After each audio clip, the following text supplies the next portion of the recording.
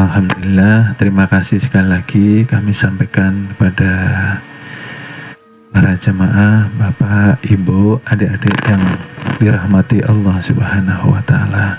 Mudah-mudahan dengan kehadiran kita pada malam hari ini menjadikan asbab keberkahan dan ampunan Allah Subhanahu wa Ta'ala kepada kita semua. Amin amin ya robbal alamin. Sebelum kami melanjutkan kajian, kami menyampaikan secara berulang bahwa di sini kita belajar bersama, ya. Saya tidak berani mengaku menjadi guru, ya. Karena hakikat guru sudah kita ketahui bersama, dialah yang khodim kekal abadi, dialah yang mempunyai gelar alim yang hidup tiada kenal mati. Melalui kekasihnya junjungan Nabi besar Nabi Muhammad Shallallahu Alaihi Wasallam yang menjadi guru kita, yang menyampaikan kita kepada Allah Subhanahu wa Ta'ala, ya. Jadi kami tidak bermaksud untuk menggurui pulang, ya. Jadi sama-sama kita duduk santai, ya, santai tapi serius. Bapak Ibu, kabarnya bagaimana sebelum saya lanjutkan? Mudah-mudahan sehat jasmani, sehat rohani, lancar ibadah, lancar rezeki.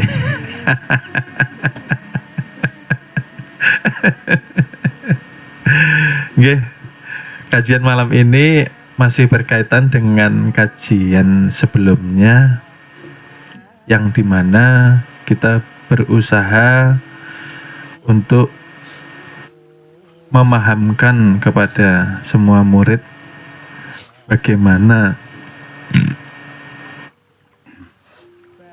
hadir hati ketika kita mi'raj atau ketika kita sedang menjalankan sholat, sholat 5 waktu, ya.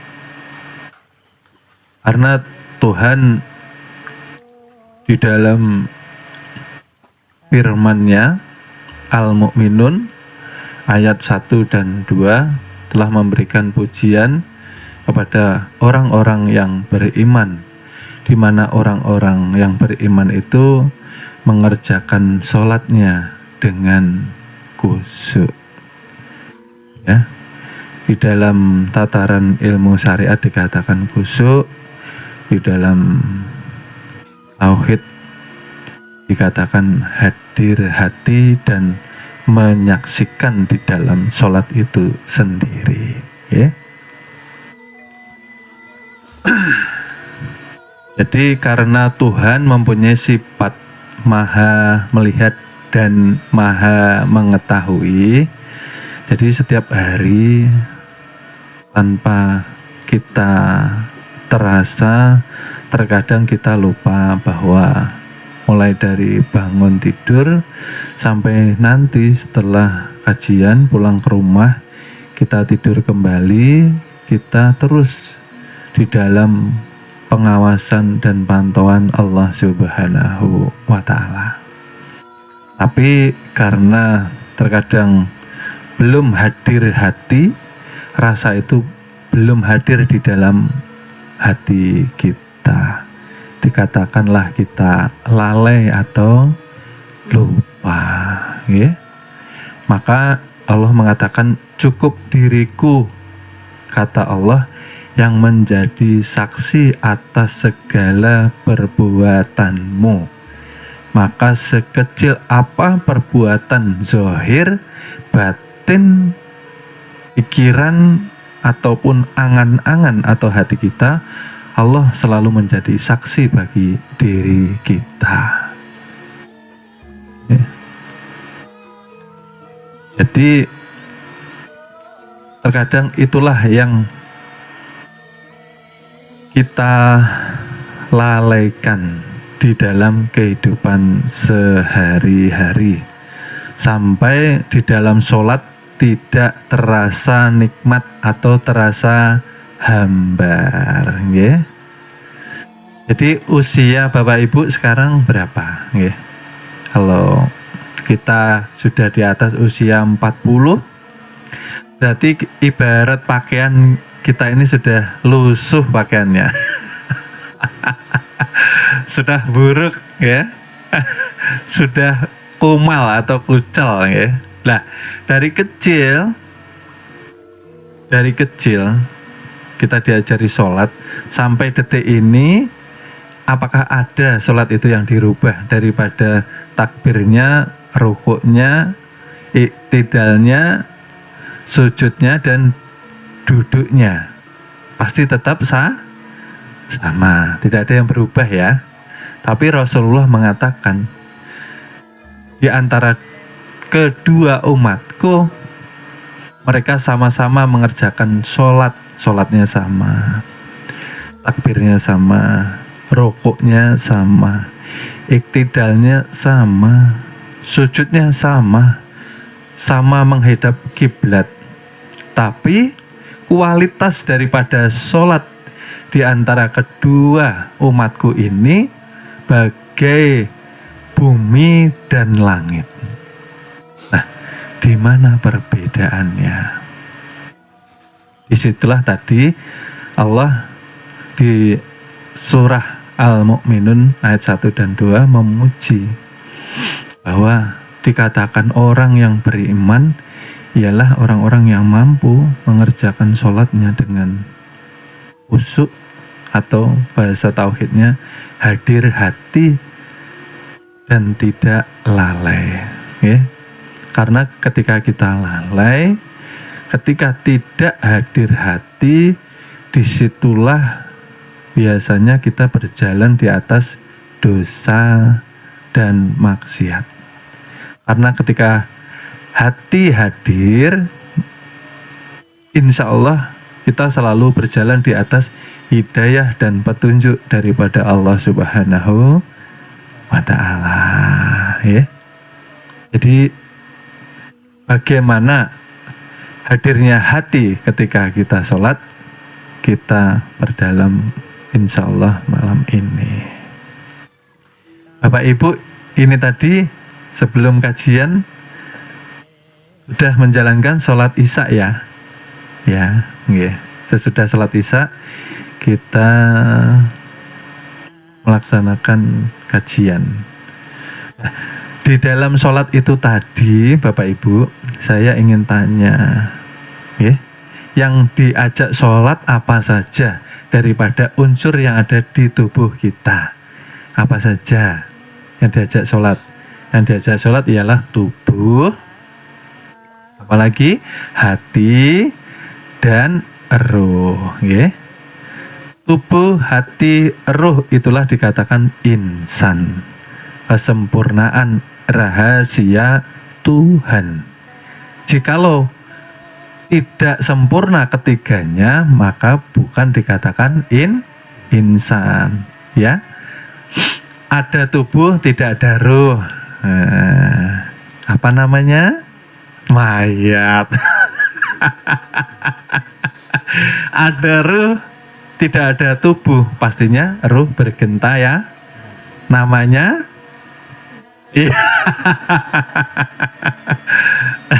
namanya setan ya. Tapi ada juga mempunyai tubuh, mempunyai ruh, tapi tidak mempunyai hati. Nah, itu tidak usah dibahas.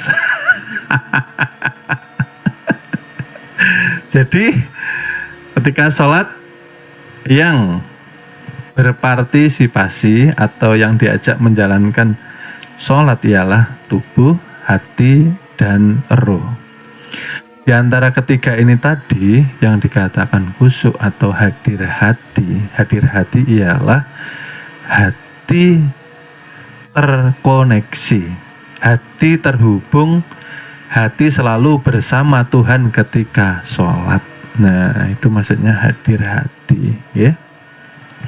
Itu ada indikasinya, ada ciri-cirinya, ya. Jadi kekhusyuan atau hadir hati ini ada spesifikasinya atau ciri-cirinya ialah ketika jasad batang tubuh menghadap kepada Tuhan, harusnya tubuh pun menjalani satu kekhusyuan atau dikatakan ketenangan, atau di dalam takbir, ruku', iktidal, sujud haruslah tumakninah. Ya, jadi bisa dinikmati sesuai dengan petunjuk junjungan Nabi Muhammad Sallallahu Alaihi Wasallam. Ya. Karena ketika kita mengerjakan sholatnya terburu-buru, maka Rasul mengatakan kita termasuk daripada seorang pencuri yang mencuri di dalam sholat itu sendiri. Sholatnya terburu-buru seperti dikejar setan.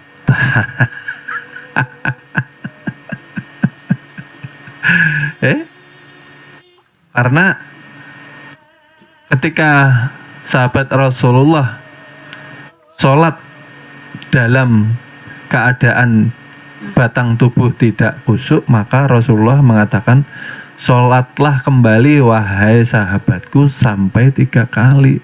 Sampai sahabat itu bertanya, wahai Rasulullah, mohon tunjukkan kepada saya di mana letak kesalahan saya, karena saya sudah mengerjakan sholat sampai 3 kali dan ini sholat yang terbaik wahai Rasulullah. Maka Rasul mengatakan, ketika engkau menghadap Tuhan, kekhusyuan batang tubuhmu akan hadir ketika hatimu merasa dilihat, diawasi oleh Allah Subhanahu wa Ta'ala. Karena sahabat itu dia memiliki jenggot yang panjang. Orang-orang Arab kebanyakan jenggotnya panjang, Pak. Panjang. Nah, karena sahabatnya ini aktif orangnya, maka sholat sambil mengelus-ngelus atau memainkan jenggot, ya. Jenggotnya nih dimainkan gini. Sholat sambil terkadang dimainkan, kadang dipilin-pilin gini. Sholat ini. Lah, disitulah Rasulullah mengatakan, ketika tanganmu bergerak memainkan jenggotmu, disitulah indikasi hatimu tidak hadir kepada Tuhanmu. Ya. Jadi indikasi tubuh mencerminkan keadaan hati, apakah dia hadir kepada Allah atau tidak. Bagaimana engkau bisa menggerakkan tanganmu, memainkan jenggotmu ketika engkau sedang menghadap Tuhan, sedang Tuhan selalu bersamamu, selalu mengawasimu dan tidak pernah terpisah denganmu? Apakah engkau tidak mempunyai rasa malu, tidak bisa menempatkan diri di hadapan Tuhan? Contohnya seperti ini, ya. Ketika kita makan di rumah, ya, ini contoh yang mungkin sangat sederhana, tapi mudah-mudahan bisa dipahami. Kita makan di rumah, ya. Biasanya makan ini sendok biasanya sering bunyi karena berbenturan dengan piring. Makan pun memasukkan ke mulut nasi, biasanya mulut pun berbunyi atau kecap. Ya, intinya makan semaunya. Tapi ketika kita diundang, ya, diundang umpamanya ada acara di balai desa, ketika di situ ada Pak RT, ada Pak Kades, ada Pak Camat, ya.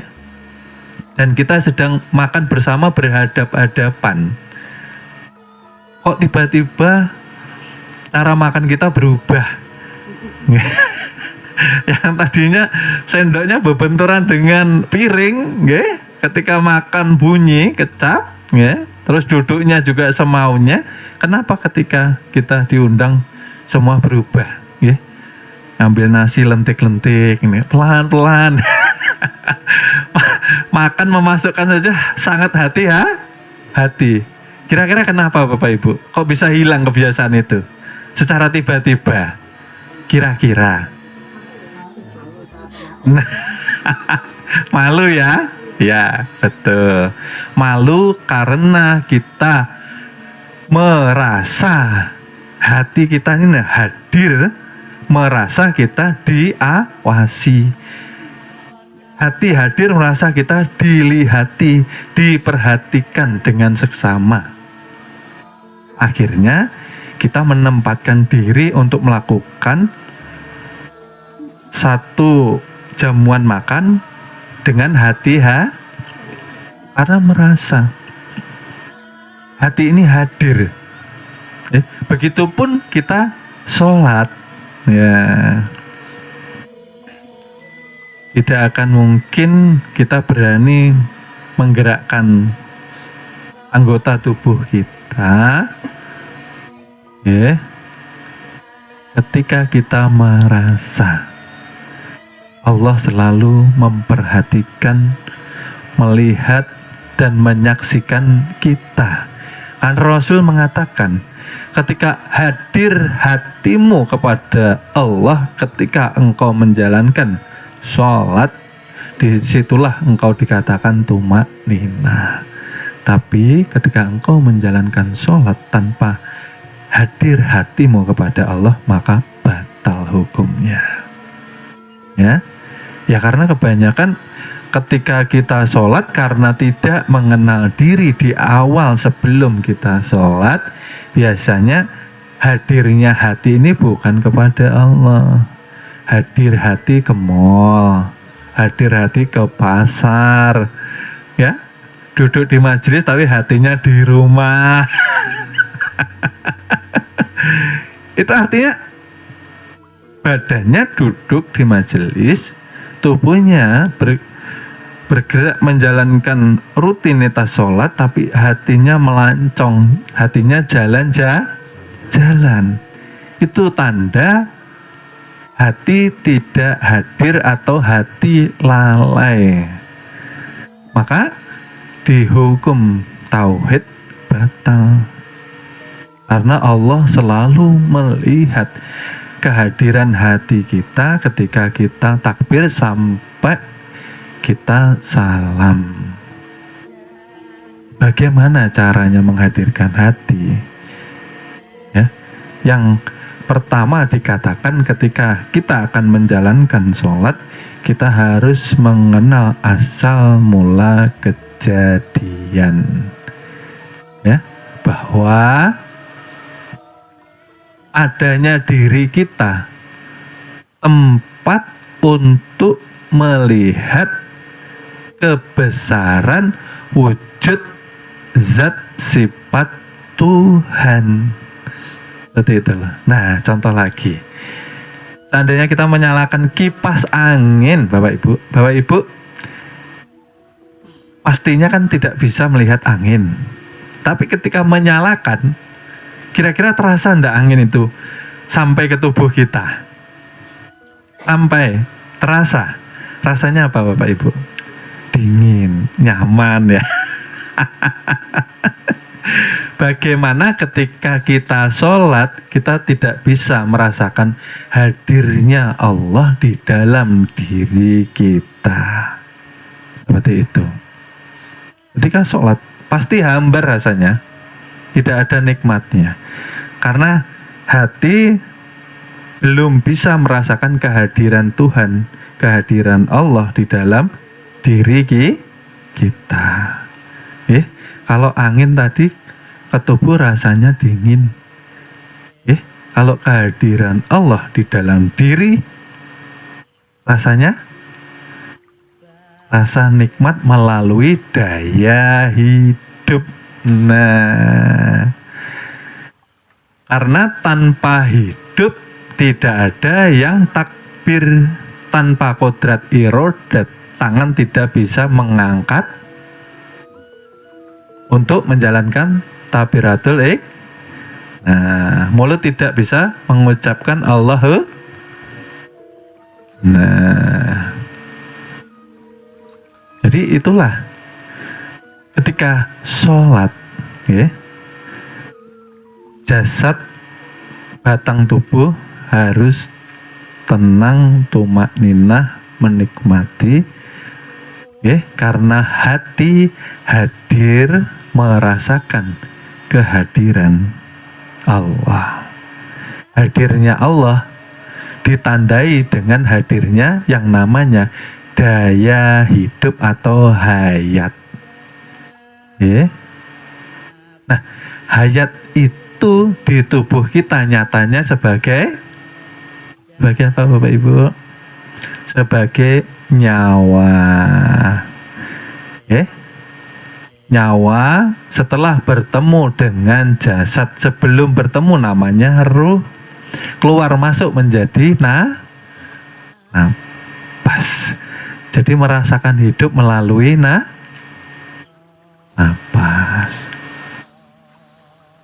Ya. Karena ketika kita sudah bisa, ya, merasakan hadirnya Allah di dalam batang tubuh kita, maka dikatakan kita sudah mengenal diri.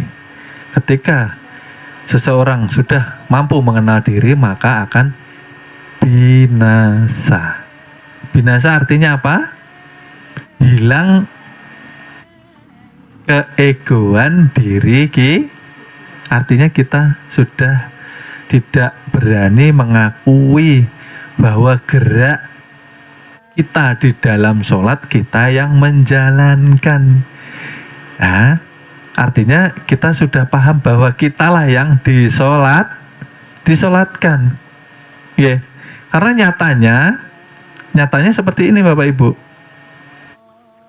Kenapa dikatakan bahwa daya hidup inilah yang menjadi tanda kehadiran Allah di batang tubuh? Karena daya hiduplah yang mempunyai wujud dan sifat. Kenapa? Karena yang mempunyai wujud hakikatnya hanya Allah Subhanahu wa Ta'ala. Dan itu pula sifat.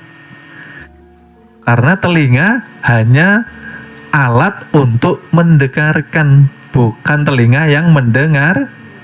Nah, itu bukan telinga yang sama. Karena ketika mayat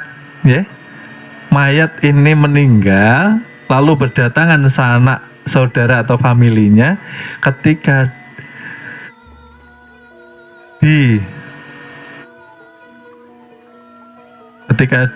disapa atau ketika sanak saudaranya mengatakan, wahai mayat, kita sudah berkumpul semua.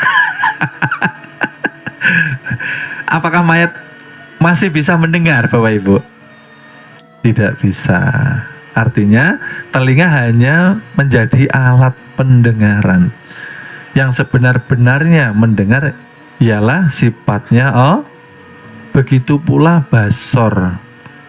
Karena nyatanya ketika mayat itu sudah ditinggal ruh, mata tidak mampu melihat kehadiran sanak saudaranya. Jadi artinya apa? Ketika sholat, setelah hadir hati, lalu ruh atau nyawa bagaimana bisa khusyuk, bisa tenang, bisa tumakninah. Setelah hadir hati, maka nyawa, ruh betul-betul menyaksikan kebesaran zat dan sifat yang nyata ada pada diri kita. diri kita sudah fana, sudah tidak terlihat. Karena kita berdiri di kalimah la haula wala quwata illa billah, ya. Disitulah akhirnya tubuh, hati, ruh atau nyawa dikatakan sudah bisa tumaknina atau khusyuk di dalam kita menjalankan sholat 5 waktu, ya. Karena tanpa ilmu itu tadi, umur sudah 40 tahun ibarat baju sudah lusuh. Kira-kira sholat kita sudah sampai atau belum? Kalau tidak bisa menghadirkan hati ketika sholat, apakah diterima di sisi Allah Subhanahu wa Ta'ala? Karena menjalankan ibadah harus memakai ilmu. Karena sepintar apapun bacaan kita, sehebat apapun gerak kita, hanya dinilai rutinitas ibadah, tidak lebih dari itu. Di sisi syariat, di sisi tauhid batal. Karena tanpa mengenal diri, tanpa mengenal Tuhan, kita masih merasa yang sholat. Akhirnya hati lalai, syirik pulang, syirik khafi atau syirik yang tersembunyi. Disitulah kaitannya pelajaran ini dengan pelajaran minggu lalu. Kenapa dikatakan sholat bisa mencegah daripada perbuatan keji dan munkar? Bahwa yang dikatakan orang yang mampu mengerjakan sholat dengan benar, dialah dikatakan orang yang beriman. Ketika di dalam kehidupannya selalu menjaga ucapan, perbuatan, dan pikiran. Karena ucapan, perbuatan, pikiran ini nanti akan dihisap, ya.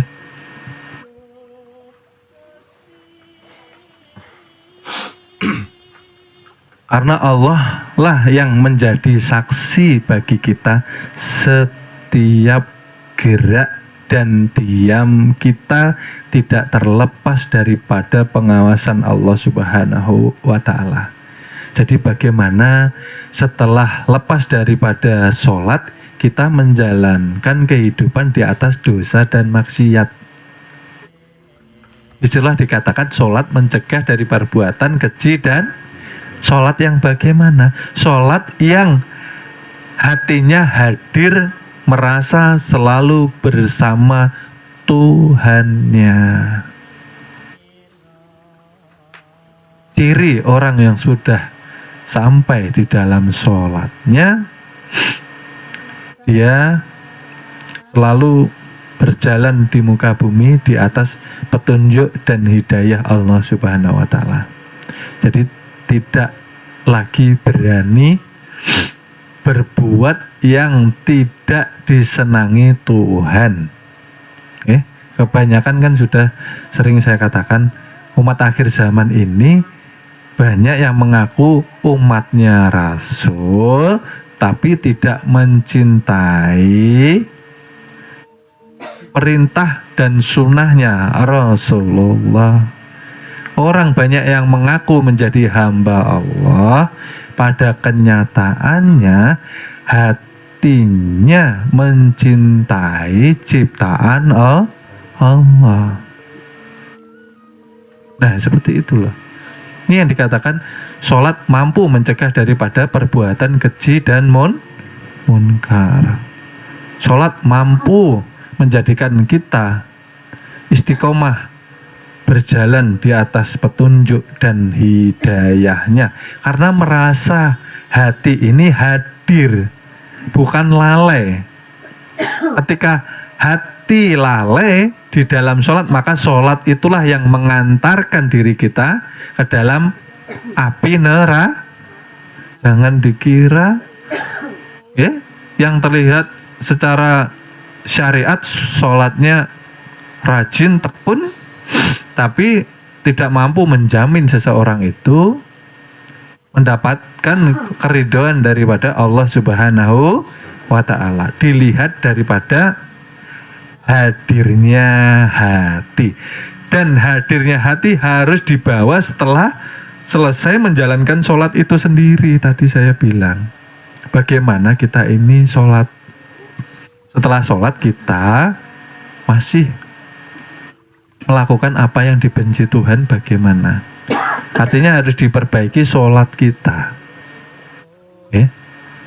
Artinya kita sudah merasa Tuhan selalu melihat, Tuhan selalu mendengar, Tuhan selalu membersamai kita. Bagaimana ini? Belajar ilmu agama pada puncaknya memperbaiki adab, akhlak, dan budi pekerti yang karena Allah sudah ketemu. Kita sudah tidak mencari Tuhan.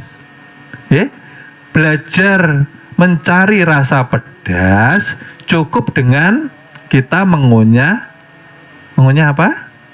Lombok cabai. Ya kah? Langsung ketemu dengan pedasnya. Kalau kita ingin belajar merasakan rasa asin, tinggal kita makan langsung ketemu. Nah, kalau ingin ketemu dengan Tuhan, maka masuklah ke dalam diri. Kenali diri, siapa diri.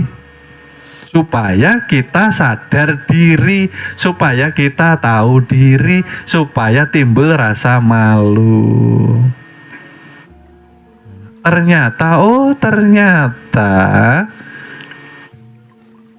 kita tiada daya dan upaya. Nyatanya kalau tidur tidak mampu apa? Nah, kalau nyatanya daya hidup, pendengaran, lalu apa? Penglihatan itu milik kita, umpama. Coba kalau pas tidur telinga ini jangan ditutup. Jadi tidur tapi mendengar terus. Jadi kalau ada maling kan ngerti ya. Mampu ndak? Ndak. Mohon maaf, akan kami lanjut ke episode berikutnya. Terima kasih.